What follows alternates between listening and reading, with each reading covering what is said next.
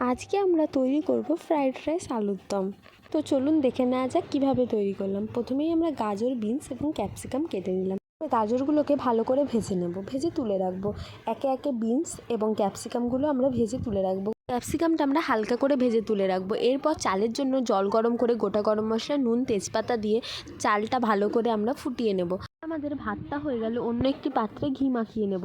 তার উপরে ভাতগুলো দিয়ে তার উপর থেকে আমরা ভেজে রাখা ক্যাপসিকাম, গাজর, বিনস এবং গরম মশলার গুঁড়ো, গোলমরিচের গুঁড়ো, কাজু, কিশমিশ এবং চিনি দিয়ে আমরা একে একে আবার সেই সেম প্রসেসের লেয়ারগুলোকে তৈরি করে নেব।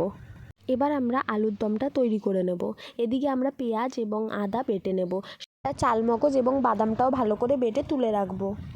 এবার আমাদের আলুগুলো নুন এবং হলুদ দিয়ে ভালো করে ভেজে নেব।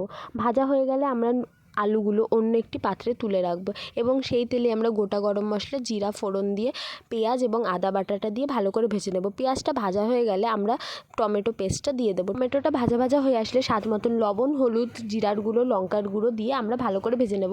এদিকে আমরা কালারের জন্য কাশ্মীরি লঙ্কার গুঁড়ো দিয়েছি। থেকে তেল বেরিয়ে আসলে আমরা যেই বাটাটি করে রেখেছিলাম চালমগজ এবং বাদামের, সেটি দিয়ে ভালো করে কষিয়ে নেব। হালকা স্বাদ মতন চিনি দিয়ে দেবো এবং কষাতে থাকবো। হালকা পরিমাণে জল দিয়ে আবার সেই মশলাটিকে কষাতে থাকবো। এবার মশলা থেকে তেল বেরিয়ে আসলে আমরা আলুগুলোকে দিয়ে আবার ভালো করে কষিয়ে নেব। মশলার সাথে আলুগুলো ভালোভাবে কষে গেলে আমরা পরিমাণ মতন জল দিয়ে দেবো এবং লো হিটে আমরা ঢাকনা দিয়ে আলুটিকে ভালো করে সিদ্ধ করে নেব। 10 মিনিট পর আমরা ঢাকনাটি তুলে দেখব আমাদের আলু ভালোভাবে সিদ্ধ হয়ে গেছে এবং আমাদের তরকারিটিও কমপ্লিট হয়ে গেছে। আমাদের রান্না যদি আপনাদের ভালো লেগে থাকে তাহলে সাবস্ক্রাইব করবেন, লাইক করবেন এবং শেয়ার করতে ভুলবেন না।